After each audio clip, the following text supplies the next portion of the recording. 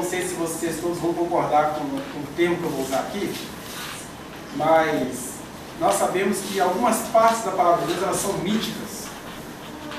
E míticas, na mente de alguns, significa, pô, esse cara veio aqui, viajou lá dos quintos da roça de Belo Horizonte, para vir aqui em Serra me dizer que certas partes da Bíblia são míticas.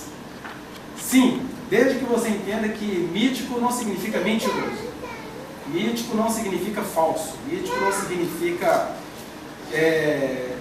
que não se deva dar crédito. Mítico significa aquela verdade máxima que a gente consegue alcançar, que se encontra entre a realidade e a espiritualidade. Por exemplo, se você for pensar no livro de Gênesis, quem foi o primeiro público que teve acesso ao livro de Gênesis? Nem foi ao livro, foi ao texto oral falado e pronunciado por Moisés ali no Monte Sinai. O primeiro público que teve acesso foi um grupo de ex-escravos, vindos de uma herança de 430 anos de escravidão, acostumado ao trabalho braçal do nascimento até a morte, sem ganhar nada com isso, a não ser as cebolas do Egito, comer, dormir e trabalhar. E esse grupo tinha uma compulsão por trabalho, por isso que essa história de ficar 40 anos no deserto ele foi penoso. E esse grupo teve de aprender a descansar no sábado. E esse grupo teve de aprender alguns conceitos do Senhor, mas eles não deixaram de ser seres humanos e entender esses conceitos do Senhor. E foi para esse grupo primitivo, que essas verdades foram faladas. A gente tem de ter isso em mente. Porque a palavra é de Deus, a palavra é eterna, mas você não pode deixar de entender que ela foi direcionada a um público imediato, primeiramente. E para esse público, que não sabia nem ler nem escrever, eles eram ex-escravos, quem sabia de alguma coisa ali era Moisés e algum guerreiro, os demais não sabiam nada, eram analfabetos. Deus tinha de falar com esse pessoal que nem sabia que a terra era redonda. Os próprios escritores, né, achavam que a terra tinha formado um pirex e tinha os 4 pilares que seguravam a terra, né? Por isso que eles falam dos 4 cantos da terra. Não imaginavam em redondeza em nada. E com isso eles não são mentirosos, não são falhos, eles são limitados à percepção. Mas foi para essas percepções limitadas que a palavra se revelou. Como nós vamos ver aqui nesta noite, que nós temos a percepção limitada em outros aspectos. Nós avançamos em ciência, em conhecimento, mas nós somos, antes de tudo, seres caídos e lemos a palavra eterna com as nossas mentes caídas. De maneira que esse reunir-se na graça é necessário por causa disso. A gente tem que estar sempre reatualizando o nosso entendimento. Não é Deus que tem que estar se reatualizando em nós, mas nós temos o tempo inteiro de nos reatualizarmos diante dele e uns com os outros. Né? Então, pensando nessa dinâmica, é que o texto é mítico porque, por exemplo, disse que a mulher foi tirada da costela do homem. Eu lembro que uma vez eu estava dizendo isso para os adolescentes, eles purinhos de mente, todos entenderam e viajaram, mas a irmã que me ajudava lá, na igreja que eu fazia parte à época, ficou muito invocada, porque ela achou que eu estava duvidando do milagre de Deus. E isso foi na época que aquela teoria da clonagem estava estourando. E eu ousei, eu estava com adolescentes, meninos intelectualizados, eu estava falando com os meninos, por exemplo, que essa história de que a mulher foi tirada do lado do homem, a nossa tradução diz costela, mas o original diz que ela foi tirada do lado. Eu estava dizendo, não importa se for um lado acima, um lado abaixo, se foi costela, se foi braço, na verdade, essa foi uma maneira de dizer o seguinte: Deus é tão Deus, que só Deus sabe fazer uma mulher sair de um homem e sabe fazer um neném sair de uma virgem. Com isso tudo, ninguém mais, nunca mais vai poder dizer que uma mulher não sai de um homem e que uma virgem não possa conceber. Porque Deus é tão Deus que ele pegou qualquer célula ali do óvulo de Maria mesmo e dela fez uma clonagem. E não foi Dolly matou, teve que vir depois de umas 300 ovelhas mortas e ela já morreu, viveu pouco. Mas o Deus Santo, Criador de todas as coisas, disse: olha, eu faço um homem sair um bebê sair de uma virgem que não teve contato humano nenhum, sexualmente falando, e faço uma mulher sair de um homem, porque qualquer célula de Adão servir para fazer um outro ser. Eu estava mostrando essa grandiosidade de Deus, que só Ele pode fazer isso, e só Ele fez isso até hoje, mais ninguém. E a irmã ficou estressada, porque tem que ser que a mulher foi tirada da costela. E aí nós já vamos lendo o texto, e é isso que eu estou chamando de linguagem mística, porque está dizendo o seguinte: foi aqui, ela foi tirada, a mulher foi tirada do homem. É isso. Essa é a verdade eterna. Se foi da costela, da pinta, do polo do poro mediano superior esquerdo em relação ao lateral extremo direito, isso aí é coisa de letrista, teólogo e obsessivo compulsivo da ciência. O que a gente precisa entender é que a verdade é essa. Deus criou a mulher do homem e é só isso. Mas a nossa mente caída vai fazer a leitura que a gente vai fazer agora. Veja só. Já falamos de espiritualidade e conjugalidade. Ela tinha investido tudo que ela podia na cerimônia de casamento. Foi um casamento lindo à vista. E eu brinco muito com os casais jovens, né? Falo, cuidado com a concupiscência dos olhos. Ela pega muita gente na cerimônia de casamento. Aquilo que agrada aos olhos. Então, o vestido foi lindo, a cerimônia foi linda, o cerimonial foi maravilhoso. Não que a gente não possa fazer isso. E o que a gente viu, eu e essa jovem recém-casada, é que ela investiu tudo que ela tinha naquela cerimônia. E a seguir ela teve uma lua de mel meio estuprada, né, com o seu então recém-marido. E aí, pronto, a vida acabou. Falei, pronto, é isso, que a vida acabou ali no altar. Porque acabou a cerimônia, acabou foto, acabou o Photoshop, acabou tudo. E agora você vai lidar com o cotidiano e daí essa sensação de que você vai morrer. Então, esse nosso encontro hoje é essa tentativa de dizer, vamos tentar não fazer assim. Vamos tentar não ir pelo pior caminho. Porque pela graça fomos salvos e a gente não precisa fazer com que o caminho da graça, que é um caminho estreito, se torne uma brecha estreita, porque não foi essa a proposta. O caminho é estreito, agora brecha estreita já é coisa do homem, é coisa da religião. Né? E Jesus até, ele brinca muito com essa expressão caminho estreito, porque numa outra hora ele fala assim que é aquele que o seguir vai entrar, sair e achar pastagem. Então de vez em quando o caminho estreito é mais uma questão psicológica, porque o caminho não é largo nem estreito, o caminho é Jesus. Só que às vezes você está tão obeso de cultura humana, de feitiço de imagem, tão obeso de tradições, é que o caminho fica estreito, mas não é o caminho que está estreito. A gente precisa fazer um exercício para poder tirar alguns penduricalhos que nós somos absorvendo e chamando aquilo de palavra de Deus, de doutrina, de uma série de coisas. Até o Filho do Homem teve isso, né? Isso que você está falando é muito perigoso, não é assim que se fala. Eu até concordo com o que você falou, mas eu não quero que mexa nisso, entendeu? Senão vai atrapalhar nosso esquema. Você vai começando a ouvir das pessoas mais reverentes, dos 70 anciãos, do Sinédrio, você fala, agora estou começando a entender porque Jesus olhava para isso e chamava de raça de víbora. Porque é tudo muito bonito e piedoso, mas se mexer na tradição, você vai conhecer o meu ferrão de escorpião. Esta é a Gênese do céu, Gênesis 2:4. E da terra, quando foram criados, quando o Senhor Deus os criou, não havia ainda nenhuma planta do campo na terra, pois ainda nenhuma erva do campo havia brotado, porque o Senhor Deus não fizera chover sobre a terra, e também não havia homem para lavrar o solo. Mas uma neblina subia da terra e regava toda a superfície do solo. Então, esse contexto nos indicando que a coisa foi longa, demorada, eu não sei porque que a gente vê uma tradição que quer que a terra tenha 6.000 anos, porque está dizendo que as coisas eram assim, dia após dia, noite após noite. Gênesis 1 diz que Deus deu ordem, produza a terra enxames. Agora, esse Deus que deu uma ordem é um Deus que a Bíblia chama de assaz benigno, tardio em ira-se, cheio de misericórdia, Deus longânimo. Ele é longânimo, porque Ele é eterno, quem tem eternidade não tem pressa. Então quando Ele dá uma ordem assim, produz a terra enxames, foi, junto com a urgência da ordem, foi o estilo longânimo da criação. Passou a produzir, vai saber quantos bilhões de anos que aquilo demorou. A Bíblia não coloca data, ela só chama essas eras de dias. Né? E o Pedro, mais atual do que nós, chegou e falou, olha, é porque a gente precisa cair a ficha que um dia para Deus é 1000 anos. Até isso é simbólico. Ou Deus chegou para o profeta Daniel, ó, Daniel, 70 semanas são 70 conjuntos de anos. Tá? Então, o próprio Deus vai mostrando para a gente que as coisas não são como a gente lê. Porque se é verdade fosse descoberta com leitura, era muito fácil. Todo mundo podia fazer direito, que é só ler as leis e a Constituição, estava tudo ok. Mas Jesus disse, as palavras que vos falo são espírito. Você tem até um livro para te auxiliar para ler. Mas não pense que isso aqui é livro de legislação, livro de direito. Isso aqui é só o começo da viagem.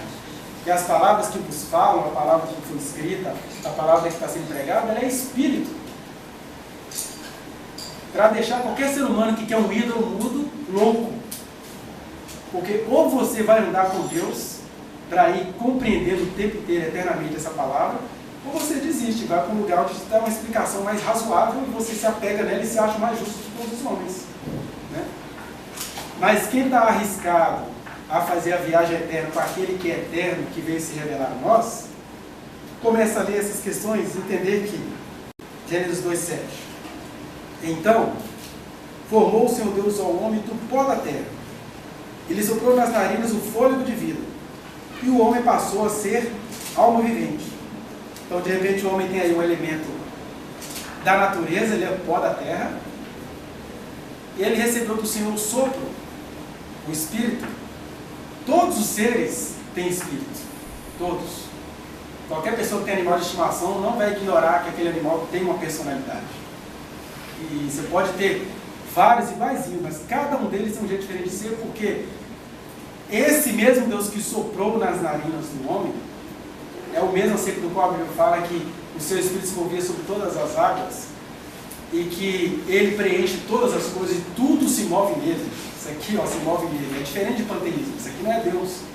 Mas cada átomo que há aqui que forma esse aparelhinho, você não vai acreditar, né? Mas tem movimento nessa folha. Esse papelinho aqui, como diz os mineiros, papelinho, e movimento aqui, ó, ele só tem essa forma. Ele só faz assim porque aqui há bilhões de átomos ao redor do núcleo, dos quais existe um monte de elétrons disputando com prótons. Até aí a química vai, daí para frente a gente sabe que é o Espírito do Senhor movendo sobre todas as coisas, fazendo tudo acontecer. Eu não vou com isso adorar um papel como um panteísta faria, mas eu vou entender que quando eu entendo que Deus soprou, é só para entender que a gente passou a ter consciência de algumas coisas. Mas ter consciência das coisas não significa que nós somos superiores a nada. E quando a gente tiver essa mentalidade de que as coisas dependem de nós para serem o que são, na verdade é o oposto, né? Desde que a gente adquiriu consciência junto com ela do pecado também, a gente está acabando com isso. Acabando. O planeta está indo embora. E ainda os filhos de Deus acham que é paganismo você dizer isso. Ah, isso é adepto da ecologia. Deus amou o mundo de tal maneira, e Deus amou cada baratinha que você quer matar, ele fez com muito carinho. Não te tira a sua liberdade de matar aquele bicho. Porque Deus também é livre. Ele fez coisas que sabe que você ia gostar de umas e detestar outras. Ele é ditador, ele é todo poderoso, mas ele não é ditador. E você já vai entender isso tudo sem superiosismos, sem superioridade. Porque Deus criou todas as coisas.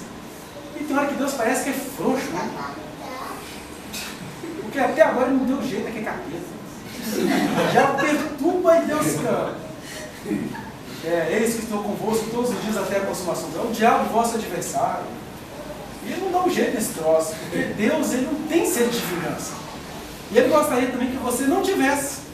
Então o diabo vai continuar sendo diabo, mas ele ser diabo vai fazer eu ser pior do que eu já sou e nem melhor. Eu estou nele, não no diabo. Mas isso tudo serve para a gente compreender que essa longanimidade, esse não estresse divino deveria tomar conta dos nossos casamentos.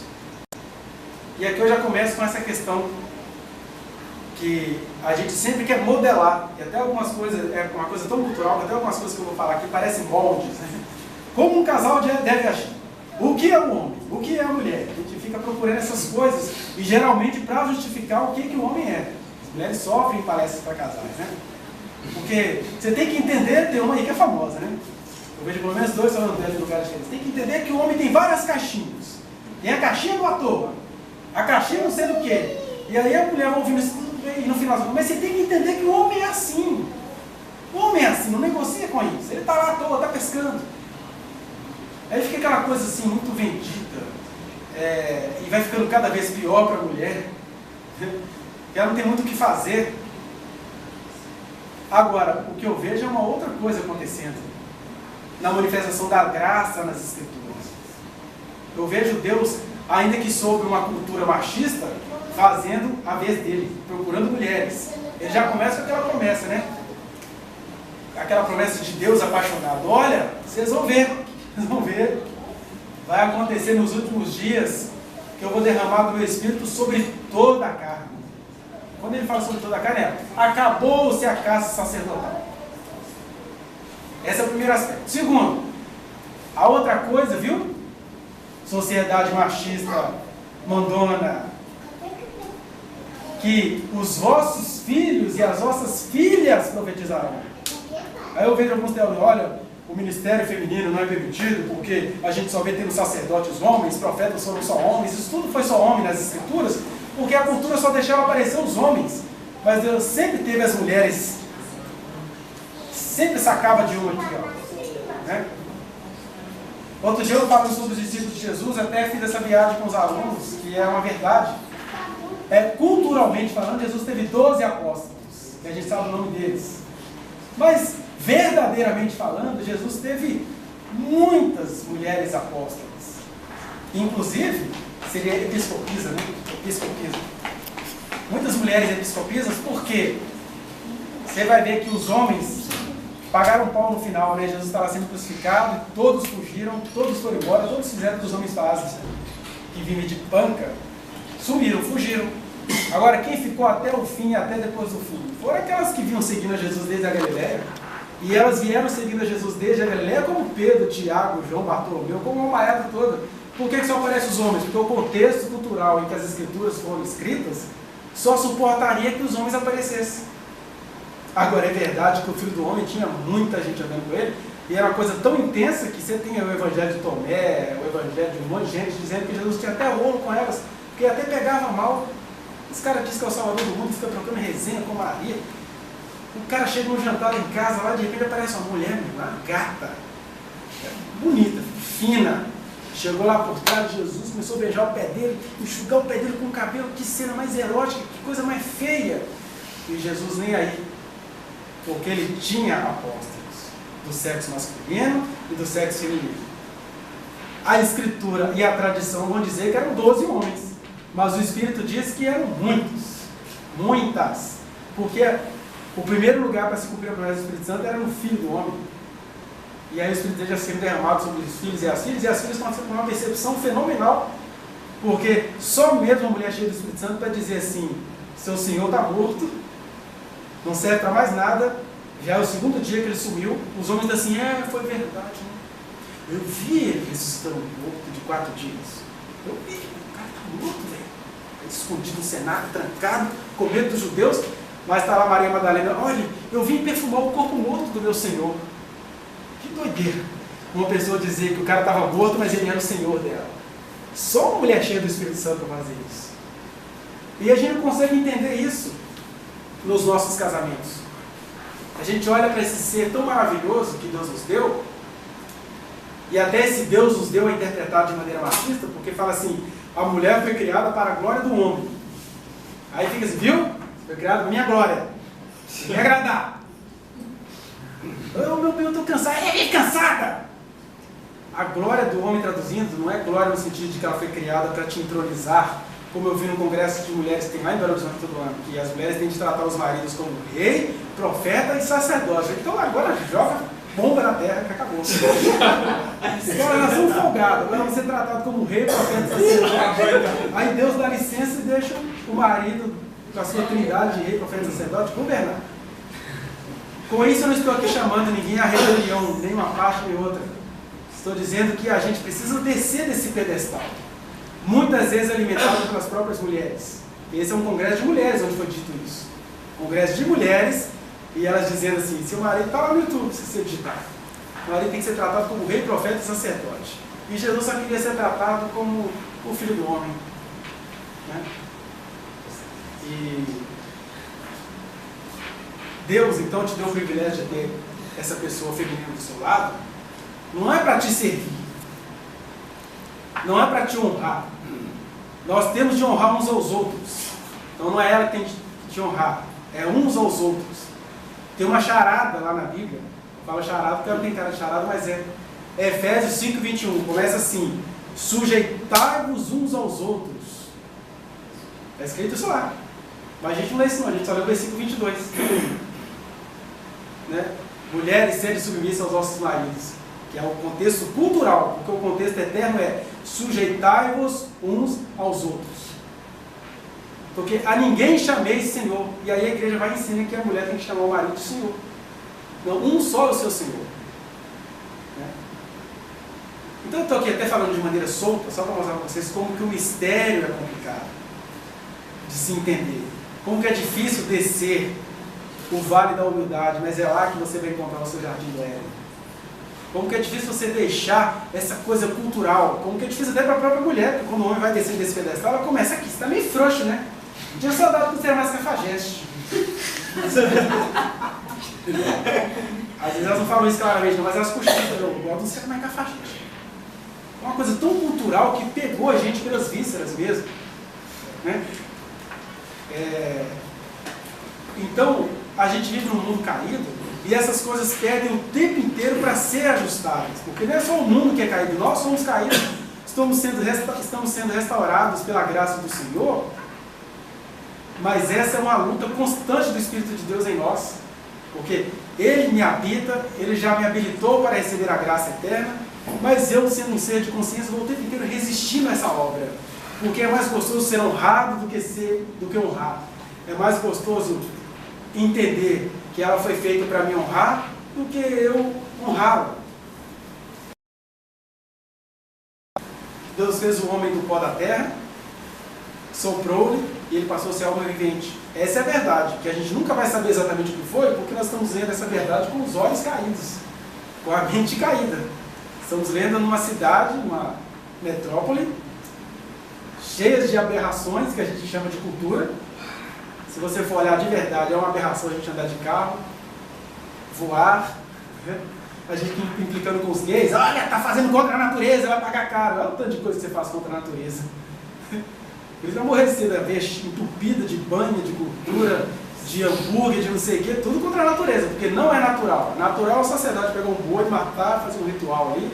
Agora você comprar aquele hambúrguer de 300 bois misturados com carneiro, ovelha, cavalo e barata, você acha aquilo gostoso que está bem temperado? Isso é antinatural, ele vai te pegar. Mas o cara fica implicando com os gays que está fazendo uma coisa antinatural. A gente é o puro antinatural. Ser cultura é ser antinatural.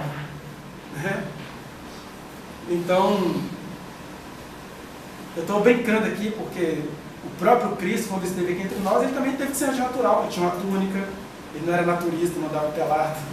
Eu estou dizendo que a gente implica com algumas coisas e faz muitas outras. Mas o caminho para se chegar a essa leveza do casamento, às vezes é o caminho da dor interna, porque nós somos muito egocêntricos. Você vem na tradição milenar que diz que você é o senhor da sua casa, você vai querer jogar isso fora? Você vem de uma tradição milenar que diz que o marido tem que ser senhor da sua casa. Você não gosta disso, mas o dia que ele deixa de ser senhor, eu vou falar assim, vamos ser senhores da nossa casa? Que é isso? O senhor quer você. Porque ninguém quer responsabilidade. Então esse troço, que as feministas chamam de machismo, está grudado na gente. É mais fácil jejuar, rapar a cabeça no monte de uma semana do que você largar esse troço. Porque até quando você está jejuando, quando você está fazendo uma série de coisas, você está fazendo isso com essa cultura em você. Aí nós temos a primeira parte, que Deus criou o homem. Aí a gente olha para o texto e fala assim, viu? Quem Deus criou primeiro? Dizem os discursos de mentes caídas. Quem foi que Deus criou primeiro? Mas e se a gente lê o texto com a mente caída? Porque esse negócio de primeiro, de segundo, tudo é relativizado pela verdade eterna. Isso aqui é só um quadro que está sendo pintado. O próprio Paulo, falando da verdade eterna, que assim, porque Deus criou primeiro o homem, depois a mulher. Mas isso era o Paulo tentando entender uma verdade eterna. Ainda bem que no texto dele ele fica deslocado, porque ele fala que Deus criou primeiro o homem, depois a mulher, depois quer saber, mas na verdade, do mesmo jeito que o homem vem de mulher, a mulher também vem de homem, tudo procede de Deus. Está lá no texto, vocês não falaram de Mas mesmo ele falando isso, no dia a dia, possivelmente ele era mais machista, aquilo que ele conseguia ver. Era até onde ele conseguia ir. Ele não é o Espírito Santo, ele é o apóstolo Paulo, que foi um homem cheio do Espírito Santo ali naquele contexto. Muita coisa avançou. Quando ele diz, por exemplo, a mulher não aprenda na igreja assim com o marido em casa, já era um avanço dele, porque em determinados locais ali, nem com o marido em casa elas podiam aprender. Ele já estava avançando onde ele podia. Agora nós estamos num contexto onde a gente pode ir muito além. E o primeiro ato de Osé é começar a entender que muitas leituras de textos sagrados que a gente faz são leituras altamente equivocadas pelas nossas tradições. E a primeira coisa é essa: Deus criou o homem. O primeiro fica por nossa conta. Deus criou o homem. Ah, mas ele foi, não, Deus criou o homem primeiro, depois ele fez a mulher. E aí a gente lê o texto, que está lá em Gênesis capítulo 2, e diz assim, 2 versículo 18. Disse mais o Senhor Deus: não é bom que o homem esteja só. Far-lhe-ei uma auxiliadora que lhe seja idônea. Olha as palavras. As palavras que vos falam são espírito.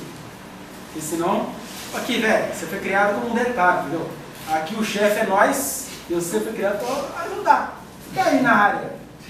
Ligado? É assim que a gente vai ler no texto bíblico. Você não fala isso assim com essas palavras, mas é assim que você age no dia a dia.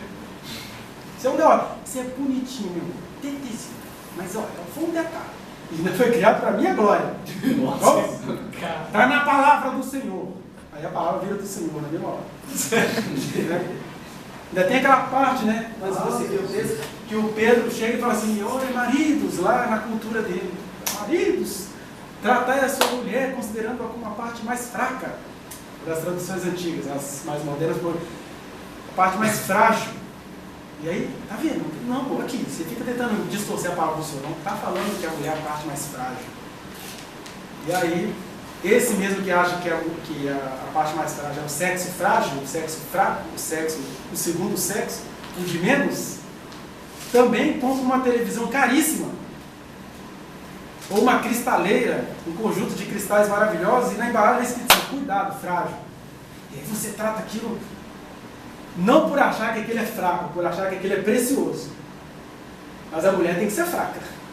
A mulher é a parte frágil, mas a mulher é a parte mais frágil no sentido de que ela é um ser aprimorado, filho. Vai com calma aí que ela é aprimorada. Você foi feito do pó da terra e ela foi feita de uma coisa que era pó e ficou pronto. Já nasceu num patamar superior ao seu, vamos ser honestos. O nosso problema machista, é que a gente quer entender que uma coisa superior a mim tem que ser uma coisa doida. Basta você ir em qualquer sala de adolescente, onde tem aquele aluno que é aplicado. O nome artístico dele, na hora, vira CDF. Ele tem que ter alguma coisa de ferro. Mas é só porque ele é estudioso. E aí Deus faz a mulher como um ser aprimorado, e ela consegue ter percepções, entendimentos e uma série de coisas, porque ela foi feita para governar com o homem. E aí não tem quem é primeiro nem quem é segundo, tem governo, tem trocas recíprocas o tempo inteiro, um alimentando o outro naquilo que o outro precisa o tempo todo, tem igualdade. Aí você não consegue entender: isso é doido, né? O que quer uma mulher? Você consegue entender? É fácil você desqualificar, afinal de contas você tem poder para falar isso, você tem tradição para falar isso, você tem músculo para falar isso, né? Se achar ruim, leva na cara, e depois a gente faz a marcha, cria a delegacia do homem que apanha da mulher. Deus, tem uns que apanham, eles querem agora ser tratados como isso. Mas a verdade, aqui está sendo a criação do sexo frágil. Eu espero que a partir de hoje alguns aqui entendam que o sexo frágil é o sexo precioso, não é o fraco. Falei uma adjuntora, a auxiliadora, que seja idônea. Ou seja, no mesmo nível, mesmo patamar. Não é idosa, não. Tem aqueles caras que amam a mulher e depois que estão com ela, pô, eu amo muito, não sei, o tesão foi embora. Aí por isso que eu vou lá nas tias, a gente dá um jeito, tá na vizinha, mas assim, não tem mulher melhor do que ela, não. Porque ela é uma auxiliadora que lhe seja idosa. Então alguma coisa ficou errada nele, que ele não consegue amar aquela mulher sem olhar para ela como uma pessoa idosa. E aí ela mesmo passa a se ver assim, passa a se comportar como tal. Que é a fidelidade do marido, mas ele já velha na mesma hora, né? Onde é que você está? Isso é horas! Aí o marido olha para você assim, ele estava até querendo conversar, mas assim, envelheceu na mesma hora.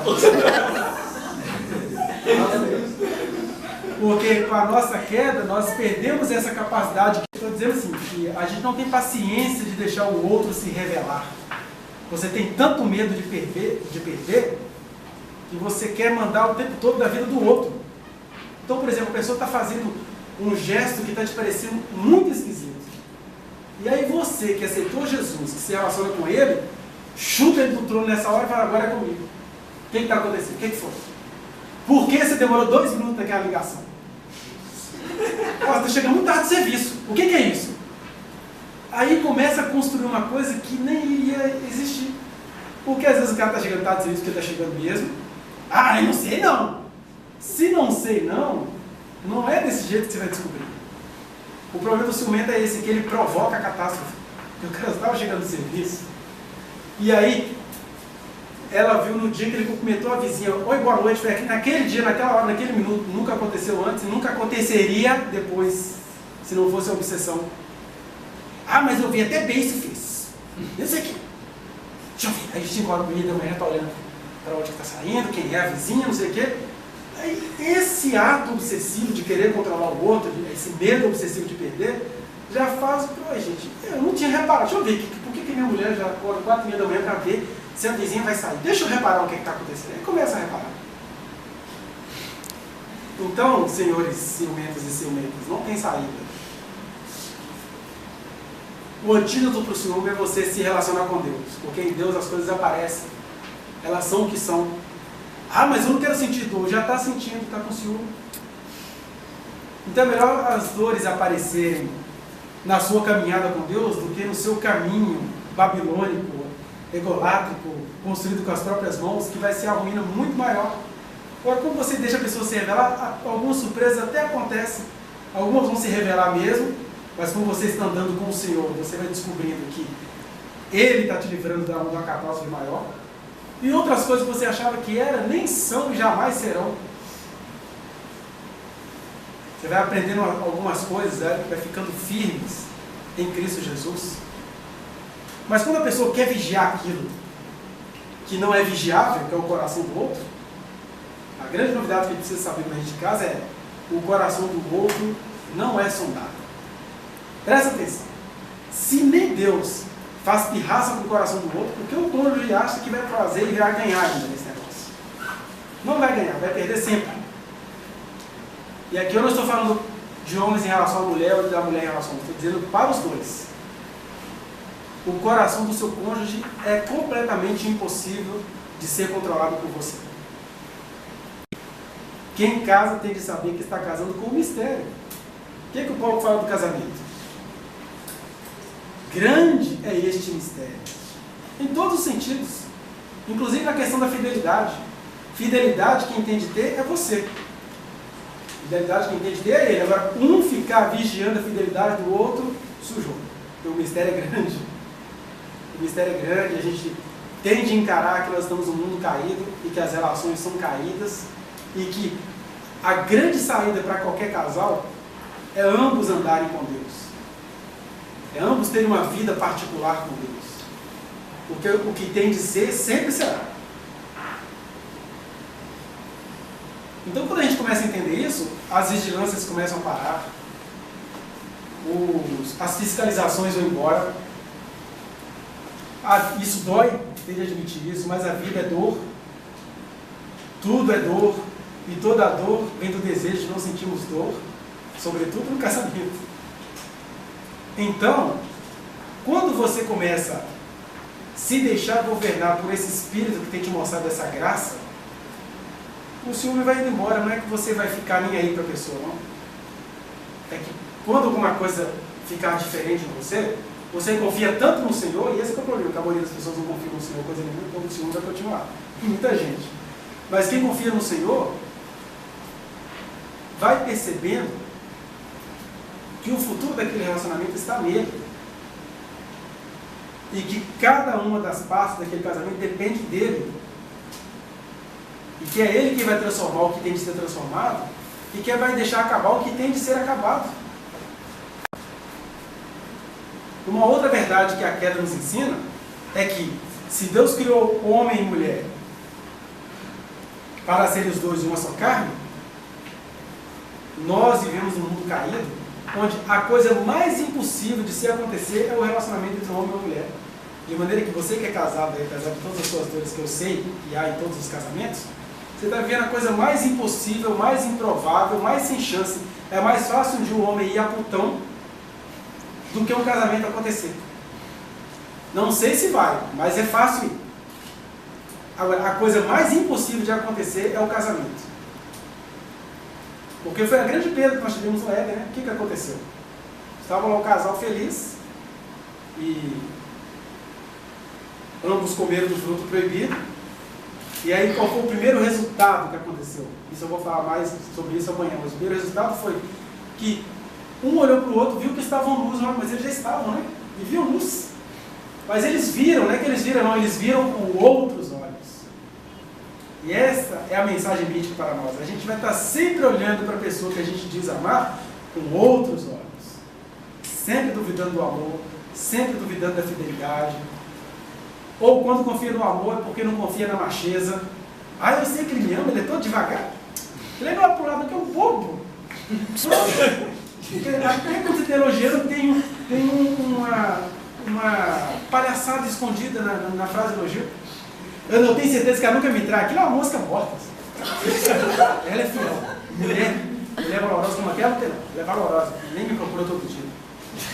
Por isso que eu sei que ela não tem nem sede de sexo. Então, você vê que os elogios são todos ambivalentes. É muita declaração de amor e ódio, de carinho e desprezo. Ficou assim, depois da queda. Tem a solução para isso? Tem. A solução para isso é tanto solução quanto a salvação. Aí você vai ver como é que é o processo de salvação na sua vida para entender como é que vai ser o processo matrimonial, o processo do seu casamento diante do Senhor. Mas o fato é, desde aquela cena que o homem e a mulher olharam para o outro e perceberam que estavam nus e esconderam as suas partes, tudo ficou assim. O Espírito Santo nos habita, mas nós ainda somos aqueles seres pós-Éden. Olhamos para o outro com muita maldade no olhar. Temos a chance, já podemos crescer em muitos aspectos hoje em dia. Por exemplo, nos tempos de Paulo, ele olhou para o contexto cultural e falou assim, olha, bom mesmo é que ninguém se casasse. Claro, o que era o casamento na época de Paulo? Primeiro, já era impuro, todo casamento daquele período era impuro. Por quê?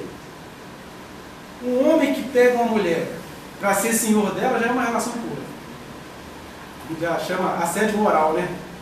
Eu vou para a cama com a minha funcionária. Tem aquele outro também. Que alguns casais se chamam de pai e mãe, né? Eu acho isso muito perigoso. Porque é uma coisa meio incestuosa, né?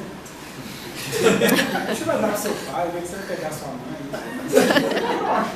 Desculpe se alguém fala isso, mas a gente precisa pensar nisso, nessas questões. Ah, só são palavras, não, as palavras são espírito. Aí o pai fica em casa e ele vai procurar as ninfetas. Ou a mãe, né, fica em casa. Tem coisas que se escondem atrás dos romances, né? Por exemplo, eu estou aqui falando o tempo da queda, saber como que é difícil e que eu não vou ter receitas prontas para te dar. A receita pronta é a sua vida com Deus, onde você pode falar disso tudo que eu estou falando aqui. E esses milagres acontecem, são discretos, não vão aparecer em congresso de casal, não vai ter jantar de casados para sempre, onde você vai ter que contar a sua história, que tem que aparecer no vídeo. Vai ser verdade sua vivida. Não tem que ser testemunhado na rede de TV. Tem que ser vivida por você. Então o que acontece? Existem ambivalências mil. Por exemplo, o romantismo é uma grande arma da nossa cultura.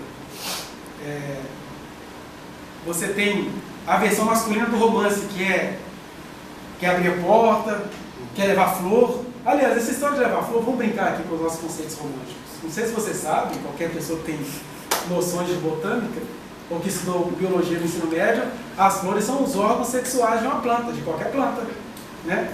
Aí o cara chega e oferece um buquê de flores, 24 flores, já está mostrando as intenções dele.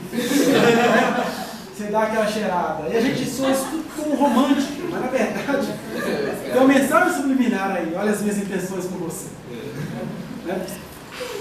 Por outro lado, nós como Deus é engraçado, né? A coisa que a gente mais valoriza, acha lindo, flores, né? Ah, isso aqui é o órgão sexual de um ser que Deus criou.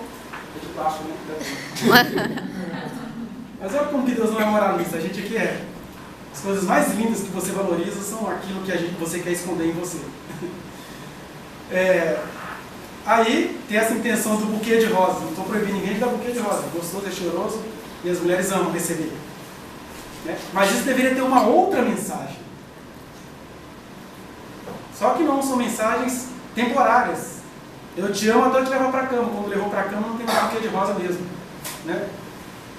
Também tem esses romantismos de achar que toda mulher quer rosas. Mulheres também têm personalidade diferente. O pessoal acha que mulher não tem um carinho assim. As meninas aprendem assim, né? Fofinhas. É bem nervosa. E tem mulheres que não, são mais parrudas. E elas preferem que você leve para comer uma pizza mesmo, até rosa não. Né? E elas gostam de andar de carro, e nem por isso tem que ser Maria Gasolina. Você não gosta de tecnologia, por que a mulher também não pode gostar? Aí o homem gosta de tecnologia, ah, esse cara é valentão, pega. Agora a mulher gosta de carro, Maria Gasolina. Isso que eu estou dizendo, o romantismo atrapalha essas coisas. Quer ver uma outra coisa que o romantismo faz? É fazer você acreditar que você quer certas coisas na realidade, que na verdade você só quer na fantasia. Por exemplo, do desejo que nunca vira realidade. Eu acho que a maioria das mulheres que ou das pessoas acham lindo, né? Aqueles vídeos de casamento que a flor desabrocha, que negócio, a planta cresce rápido. Mas aquilo sai bonito no vídeo. Você acha isso bonito na vida real? A pessoa quando começar a crescer rápido aqui, sai todo mundo correndo, né? Tá processo. Então são coisas que a gente só quer ver, não quer que sejam verdadeiras. São essas capacidades do lado Éden que nós perdemos. Outra coisa, cena de câmera lenta de novela, né? Porque aí desenha o músculo, o jeito do cara chega, o cara. Pra beijar, o cara fica olhando assim, Agora, chega você em câmera lenta pra ela beijar. Tá doido, senhor? Frescura. Ou seja, tem coisas que só servem na imagem mesmo. Ninguém quer aquilo na vida real. Nem ela quer aquilo na vida real. Ela quer ver aquilo. Quer a imagem. Aí a nossa sociedade não entende. É tudo doido, não sabe o que quer. Não.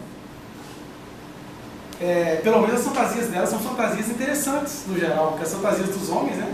O homem mais pacato que eu conheço joga joguinho de estourar a cabeça do outro e ganhar 1000 pontos. Estourar de verdade. Não, eu não vou estourar a cabeça de ninguém, é só um joguinho. Você pode fantasiar desse jeito, é uma fantasia marcada para nós. Por que ela não pode querer que alguém chegue em câmera lenta? Ficou lá no mundo da fantasia, é só para isso mesmo. Mas a gente perdeu essa capacidade de fazer essas leituras. Então não tem sensibilidade nenhuma, não tem consideração nenhuma, tudo em nome de verdades bíblicas entendidas a partir de uma ótica cultural, não da ótica verdadeira. Que é o quê? Um ser que foi criado depois está longe de significar um ser inferior. Pelo contrário, foi criado depois porque veio te trazer superioridades que você não consegue entender por si só.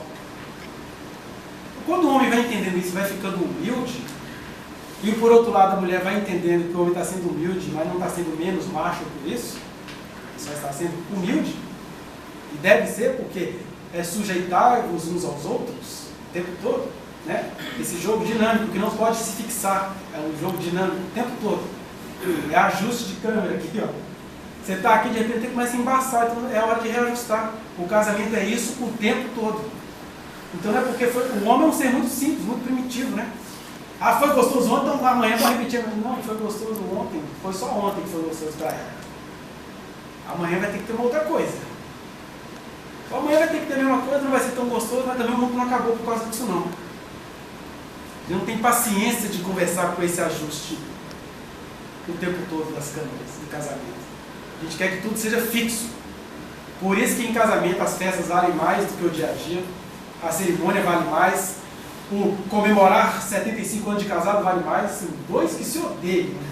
Então é que a rica de filhos e netos não se aguentam mais. Nem irmãos são, porque se um do lado do outro eles vão.